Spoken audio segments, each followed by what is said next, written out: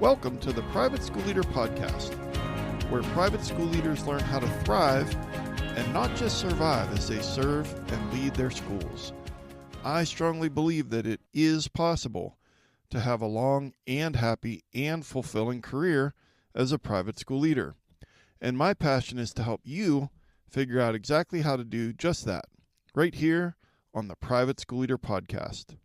And I'm your host, Mark Minkus. So I want to ask if this has ever happened to you.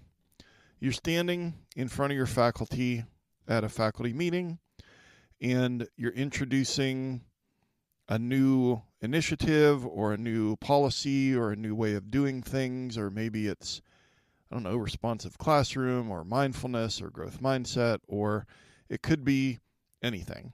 So picture this, you're standing in front of your faculty or in front of your division team, and you're introducing something new.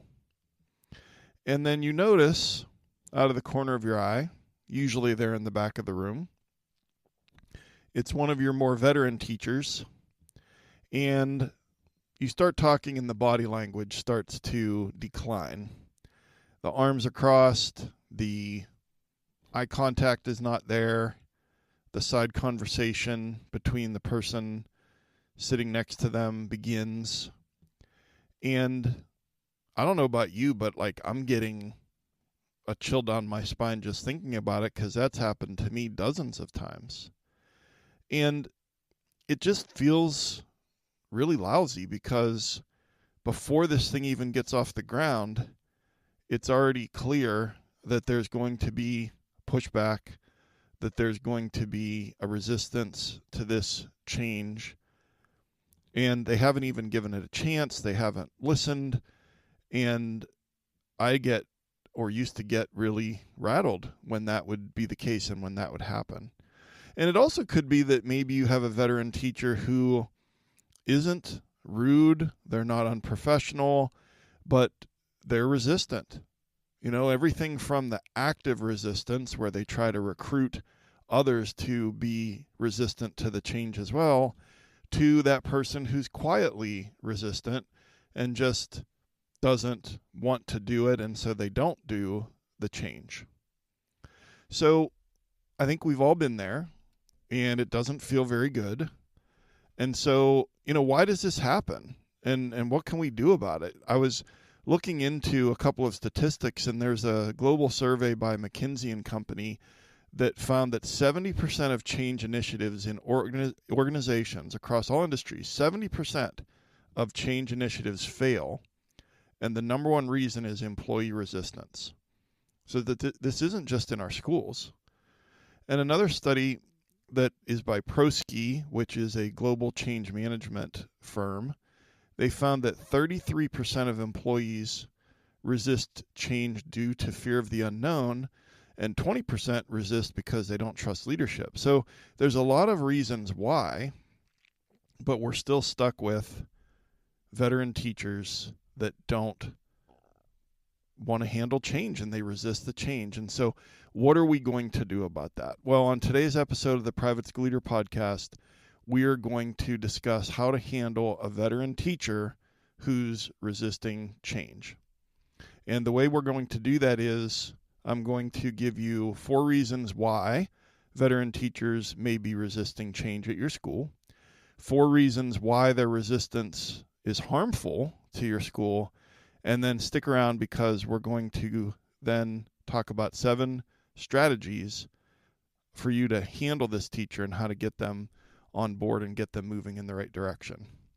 But before we jump into today's topic, I want to give you a free gift that really aligns with what we're talking about today. And this is a free PDF, and it's called 7 Strategies to Effectively Deal with Difficult Teachers. And I think that we need courage and confidence to deal with our difficult teachers. But really what I think you need is a plan. And so this guide is a step-by-step plan that you can use to help one of your difficult teachers improve their performance, improve their attitude, and maybe it's a veteran teacher that you need to work with. So you can go to theprivateschoolleader.com/difficult to grab this free guide. That's 7 strategies to effectively deal with difficult teachers. and that's free for you at theprivateschoolleader.com/difficult. And then also a quick reminder, I know how busy you are, and this time of year, we are likely planning or trying to find time to plan for that fall teacher PD. And I don't know about you, but it really snuck up on me, and then I'm like trying to scramble to plan meaningful PD at the last minute. Well, I want to help you with that because the plug and play PDs in Parent Academy are available for you, and they are getting pretty good reviews from teachers who from teachers who've participated in that during their August in-service, but also several now over the past few weeks have been using them in their fall PD day. And Parent Academy is going to help your teachers build better relationships with the parents at your school. And it's 2 plug-and-play 45-minute webinars. There's a printable workbook with guided notes and discussion questions. And this can be something that you don't have to plan, but will have a tremendous impact for your school for the rest of this year and for years to come. So if that sounds interesting to you, to make Parent Academy part of your fall teacher PD day, then just head over to theprivateschoolleader.com/Parent Academy. All right, so I told you we're going to talk about 4 reasons that veteran teachers resist change, 4 reasons why their resistance is harmful for your school, and then 7 strategies for how to make this better. So the first reason I think that veteran teachers resist change is because we've always done it this way, right? I mean, that's one of my least favorite phrases in my career. And the other one is, it is what it is. I hate that phrase, but we've always done it this way. So I was looking into this, and one of the things is, in addition to resistance to the change, there's this factor of loyalty to the old way. And it's, so there's some pride involved, and so someone that's been at your school for a long time, they have a way of doing things. And let's face it, they've seen success from their methods. And maybe they even played a big part in building your school's early reputation. They're one of the OGs. They're one of the people that have been there, kind of from the beginning. And so there's some pride attached to the good old days and the way that we have we've always done it this way. And to them, it can feel like this change is being critical of all their past work. And I had never really thought about it that way. When I was preparing for this episode, I came across this idea of we've always done it this way can feel like they're having loyalty to the old way of doing things, and that a new change is criticizing their body of work at your school. So that's a little tricky. And they've certainly put a lot of blood, sweat, and tears into earning that reputation, but they are still stuck. Okay, they're resistant. And so the first step in getting them to move forward is to recognize what's going on. So again, number 1, we've always done it this way, and they're loyal to the old way. Reason number 2 is just a comfort with their established routines. And so this is kind of a offshoot from we've always done it this way. You've got these veteran teachers, and the person that you're thinking of, maybe they've developed systems that work for them. And it's, the way they do classroom management, or the way they do lesson planning, and the way they do grading, or whatever. And then when something comes along, and I know I talked at the top of the episode about a new initiative or a school-wide thing or a division-wide thing, it could be something as small as, okay, well, this is how, you have to post your homework by 4 p.m. each day, or you're going to have to update your grades online once a week. And you can get a lot of resistance to that. And some of that is the, fear of technology. And we'll talk about that in a minute. But it doesn't have to be some big sweeping school-wide change. It could just be a new way of doing things that makes it more user-friendly for the parent or for, the student. and then there's the resistance. And so they're used to doing things a certain way. There's comfort in our routines, in our lives, and they've fine-tuned their routines over the years, and they don't want a change to their routine. Number 3 on my list of reasons why your veteran teacher is resisting change is fear of looking incompetent. Now, think about it. None of us like to look incompetent. We don't like to look stupid in front of our colleagues, in front of our teachers. And let's face it, the word that I haven't said yet is age. But if it's a veteran teacher, typically those two go hand in hand. It's a person that's, a little later in their career. And it's kind of a stereotype or kind of a cliche that it's like they're resistant to technology. But there are reasons that sometimes these stereotypes or cliches exist, is because there's a little bit of truth there. So yes, we have people who are older and further in their career, and they embrace technology and they're excited to learn new things. But we also have had our fair share of teachers who are like, yep, I'm a pen and paper kind of person. And, if it plugs into the wall, they don't want to touch it. And so they don't want to look incompetent with the technology. They also are dismissive of what they perceive to be sort of the quote unquote like flavor of the month, quote unquote new educational blah blah blah way of teaching blah blah blah, and can be very dismissive of that because they want to do it the old way, reading, writing, arithmetic, the 3 R's. And some of that is because of the things that we've discussed before, but some of it is that they don't want to try the new thing because they're not good at the new thing, and they're good at the way that they've always done it. And they don't want to look stupid in front of their colleagues, especially their younger colleagues. And then finally, number 4 on my list of why this resistance happens is a lack of involvement in the decision. Okay. So sometimes your teachers that have been at your school for a long time, they think that they've earned a seat at the table when the decision is made about the thing that you're talking to them about. And when that thing is being discussed and they weren't involved in the decision, sometimes that's the thing that shuts down their being receptive to it. Now, I'm not saying that just because chronological time has passed and they've been there for 15 years or whatever, that they should have a seat at the table. But this is something to consider, and we'll talk about this in our strategies, is that, sometimes these teachers feel like change is being done to them instead of with them. So let me say that again. Sometimes a veteran teacher, if they weren't involved in the decision, feels like this change is being done to them instead of with them. And then, of course, they're going to shut down and resist. So, again, right now, we're not getting into strategies. We're just shining a light on why they might be resisting. Okay. Now, I want to give you 4 reasons why their resistance hurts your school.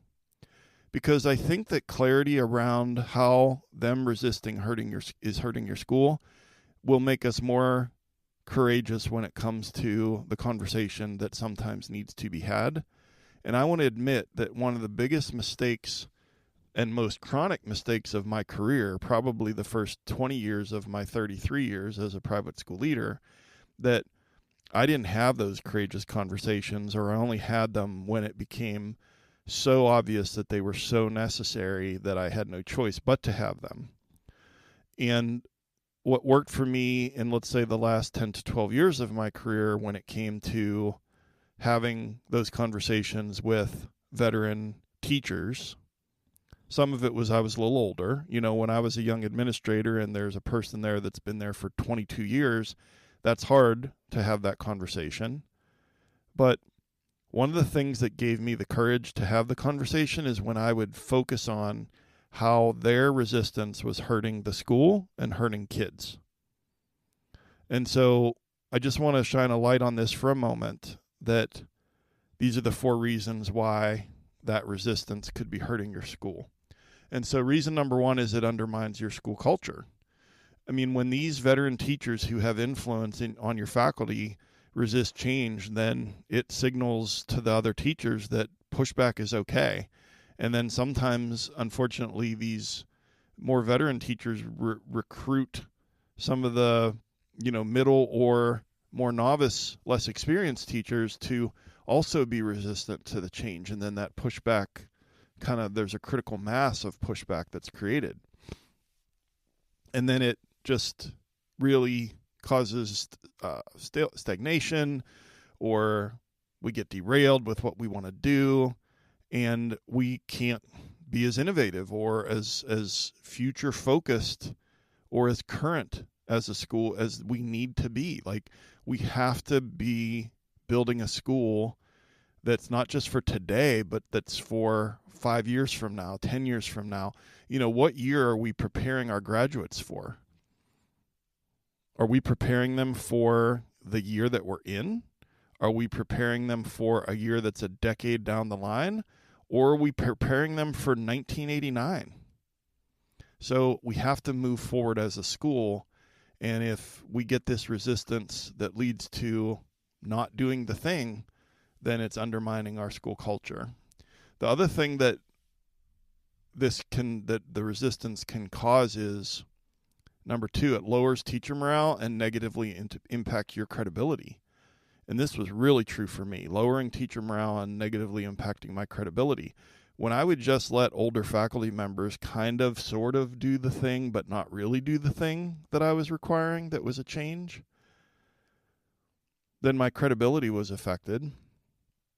Because it's like, oh, okay, so he's playing favorites. He just doesn't want to deal with Mr. So-and-so or Miss So-and-so or Mrs. So-and-so. And so Mark is just, turning a blind eye to that. And so not only does that affect my credibility, but it affected teacher morale. Because they're thinking, well, why do I have to do this, but she doesn't? Why do I have to do this, but he doesn't? Does that sound familiar? Whether or not you've heard that, you've heard it in your head, right? And so me allowing my more veteran teachers to not do the thing has been a major impact on morale, and also regrettably impacted my credibility as a leader. And number three, and most importantly, is that it negatively impacts students. If we want to be current with our instructional practices and with technology and with just what is the best practice for innovative, effective, engaging teaching that's sticky, that students get and helps them develop a growth mindset, if that's what we want in our schools, then if we're not getting our teachers, all of our teachers on board with moving that forward, then our kids are missing out. Our kids are losing, and we need our kids to win. And then number four, the reason that allowing this is bad for your school is because it slows progress and it's bad for business. So what do I mean by it's bad for business? If you have veteran teachers on your faculty that are influencing other teachers to be resistant to change, remember what I said before. Across all industries, 70% of new initiatives fail, and the number one reason is employee pushback. If we allow that to happen in our schools, then our school stays stuck. It stays stuck in year, fill in the blank, whatever year it stays stuck in. And if other schools, whether they be public schools or private schools or cyber charter schools, or even for that matter, the homeschool experience is moving forward, then it makes it easier for our families to choose that other school, and it hurts our retention, and that's bad for business. And so just setting aside that it's not great for kids as far as their learning. Sometimes we get veteran teachers who are from a generation of, we'll rub some dirt on it and you're too sensitive and, blah, blah, blah. And it's like when we try and do social emotional learning and try to increase psychological safety and inclusion, and we get all kinds of pushback from certain teachers of a certain age or generation. I'm not saying everybody. I'm saying, a few here and there. Then we've got kids who aren't feeling psychologically safe and who aren't getting what they need. And so that kid goes home and they're not feeling comfortable at school. They're not feeling, joyful at school. I mean, that's going to translate into conversations, which could translate into them leaving your school. And so I just really believe that allowing this, and I've learned this the hard way, allowing this is bad for business. I've lost kids. I'm just at confession time right now. I've lost kids because I didn't deal with a veteran teacher who didn't want to change. Okay? I've lost kids because I didn't deal with a veteran teacher that didn't want to change, and I don't want that to happen to you. So let's talk about 7 strategies for handling veteran teacher resistance. And I always encourage you to multitask when you listen to the podcast. And so you're probably, running errands or driving to or from school or going for a walk. 7 strategies is a lot. I'll take good care of you in the show notes at theprivateschoolleader.com/episode 156. Just listen, and these strategies will be there for you to revisit later. All right, number 1, acknowledge their legacy and expertise. So we have to just acknowledge that ego is involved with this change resistance, okay? So I've found that if I recognize their contributions, recognize their the legacy aspect of their many years of work at the school, that I recognize their expertise, that I've found them to be less resistance if they feel seen and feel valued. Okay? So an example of that could be like, let's say I go to a teacher and I'm like, listen, you've been here 22 years. You've shaped hundreds of lives, maybe thousands of lives. And I just want you to hear, this change is not about replacing what you've done, but I want to build on what you've built, what you've helped to create at this school. Now think about that. Think about what I just said. We're not blowing sunshine and unicorns, and you might be like, well, that sounds like a used car salesman talking. No, and no offense to any of you that have relatives that are used car salesmen. Again, stereotypes. But I'm just saying, I found that if I acknowledge their legacy and expertise and just explain, look, I'm not trying to replace your work. I'm trying to build on your work. That's been a game changer. Because remember what I said before about how there's loyalty to the old way of doing things, and that sometimes they feel like a change is a criticism of the way they've been doing it? I think we just need to state that it's not. Now, whether they believe us or not, that's up to them, but they're going to draw their own conclusions unless we frame it that way. And I don't think that you're lying. I think that the statement that I just said, I think you actually believe that, and it's actually true. We are building on what they built. And so acknowledge their legacy and expertise, I think, can be a game changer. It's been a game changer for me with working with veteran teachers who are resistant to change. Strategy number 2 is include them early in the process. So this can be a little tricky, but if this person is a good teacher and they're basically fine with their colleagues, then maybe we invite them to serve on the planning team for the new schedule or for the fill in the blank. And it gives them some ownership, some input. It reduces that feeling of surprise and that initial pushback. And the reason I said that it's tricky is because if your person is toxic and your other faculty members would see this as you just throwing them a bone and being manipulative to get them involved, and then also that person is going to be disruptive during those planning meetings, then of course you don't want that person on the planning team. But a lot of our veteran teachers that become resistant, they're not toxic. They're just veteran teachers that are resistant. And so if it feels right and doesn't feel super manipulative or problematic or like you're rewarding bad behavior, if it feels like you can have them on a planning team, then I think that that's a good idea. And so, again, that's tricky. You'd have to navigate that yourself based on your specific situation, but it's a strategy that I've seen work as well. Strategy number 3 is to provide targeted support and training. And I'm sure that you're doing this already, but it's worth mentioning. And especially the thing that comes to mind is with technology. If there's a new way of doing things with regards to you start using GoGuardian at your school, or you have this new expectation on how we're going to have them update their digital gradebook. Well, then rather than just have a generic PD where someone stands up at the front and demonstrates on a screen like how to do it, we might need to take that additional step and have a more tech savvy, maybe younger teacher spend a couple of hours helping that veteran teacher set up their digital gradebook and buy them coffee and reduce the pressure.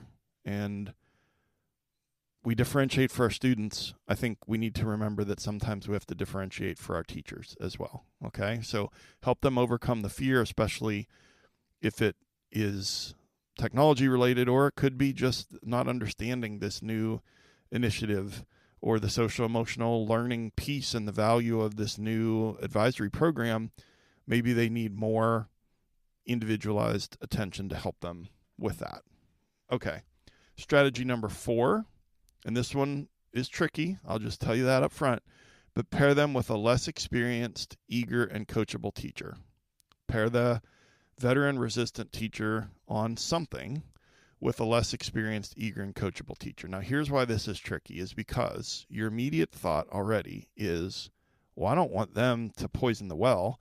I don't want them to sour this new, eager, less experienced, but coachable teacher with optimism and enthusiasm and life in their eyes by pairing them up with this person. Okay. I get it. Okay. However, a lot of this depends on the personality and the toxicity or lack of toxicity of that veteran teacher.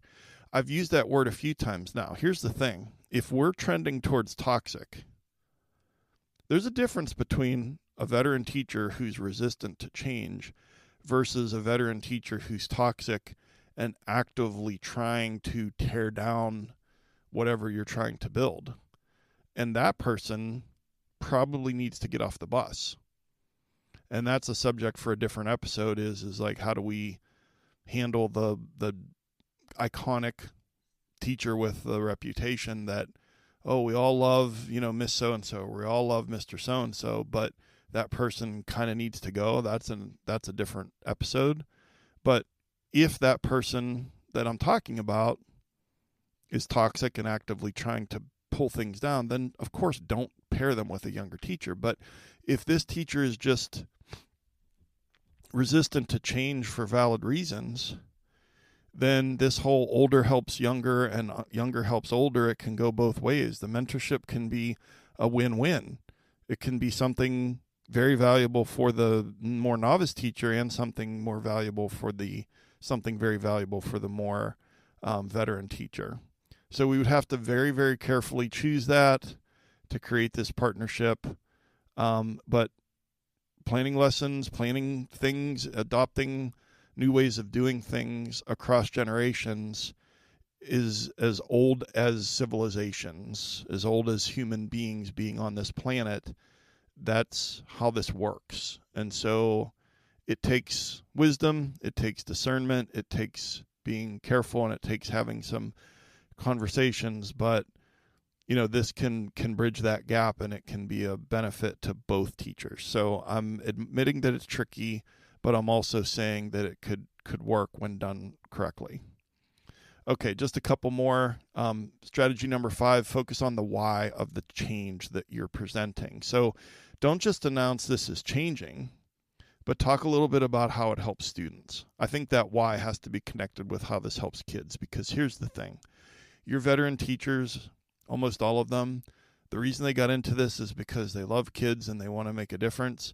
And the reason that they're still doing it for most of them is because they love kids and they want to make a difference. So veteran teachers also are kind of like Missouri is the show me state. Veteran teachers are sort of like the show me faculty.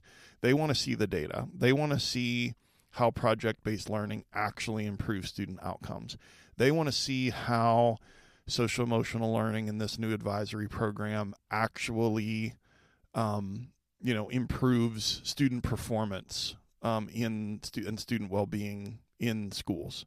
And so I'm not saying you have to convince them or that you have to convince everybody, but I am saying that if you can connect it to how this is good for kids, and you can also remember that this subset of faculty typically also wants to see the data, those two things can be game changers just in the way that you present it. You're not over-explaining, you're not over-apologizing for the change, but you can create your presentation in a way that checks a couple of those boxes. Okay, so we're focusing on the why, and we're linking the why to the kids.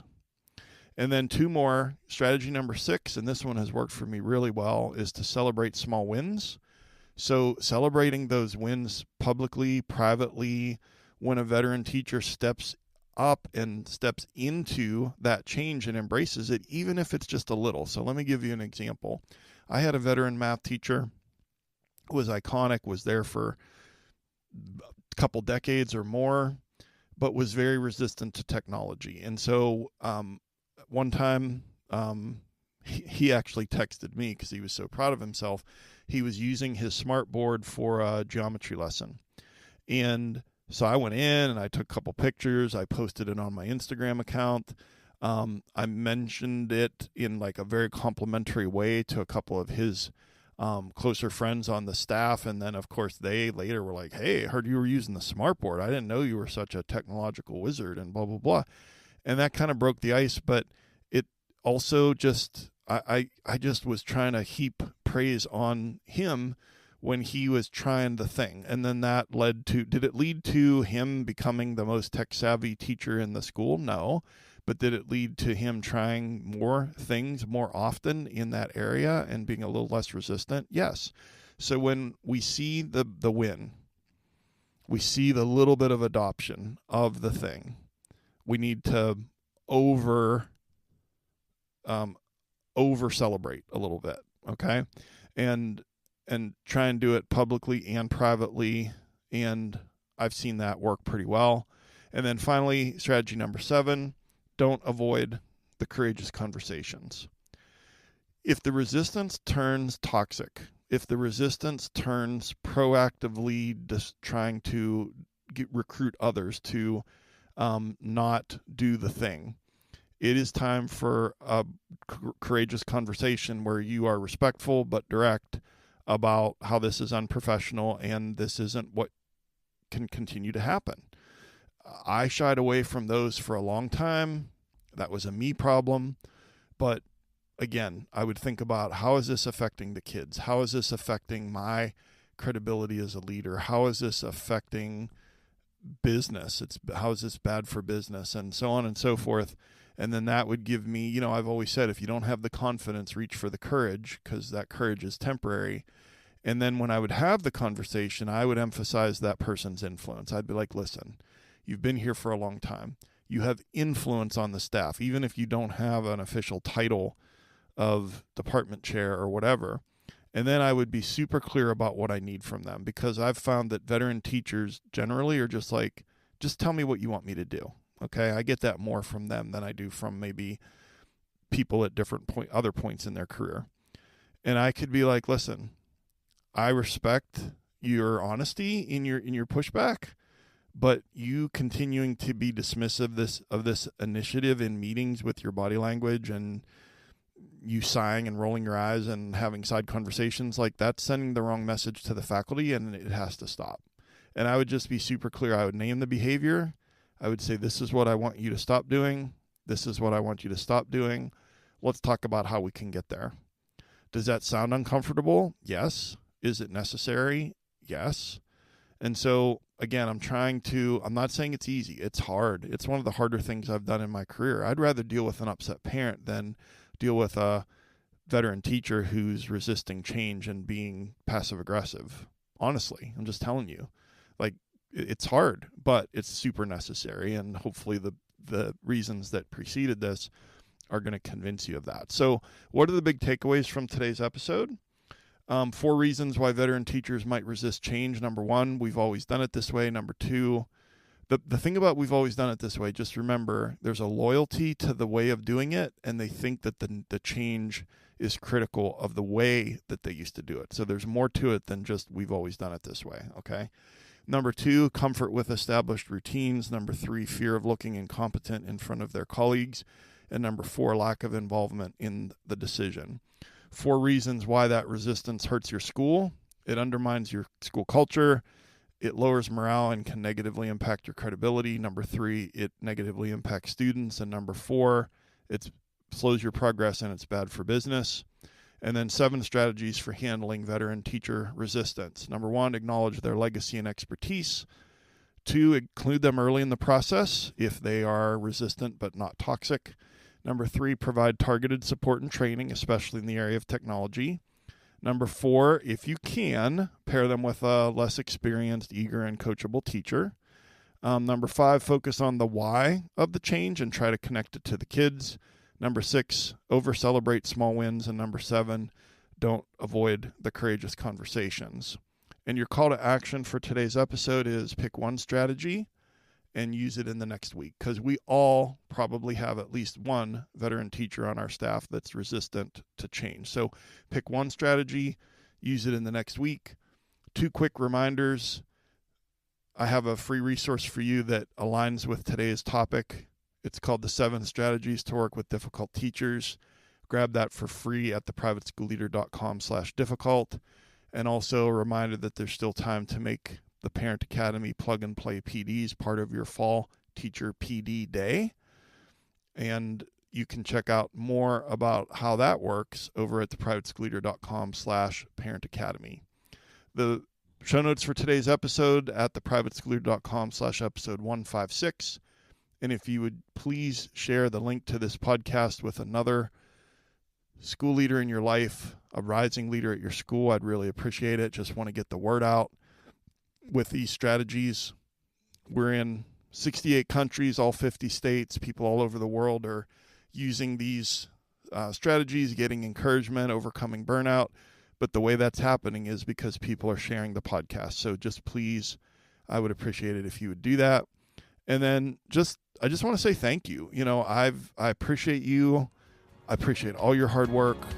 And I just appreciate you so much for taking some of your precious time to join me here today. And I'll see you next time right here on the Private School Leader Podcast. And until then, always remember to serve first, lead second, and make a difference.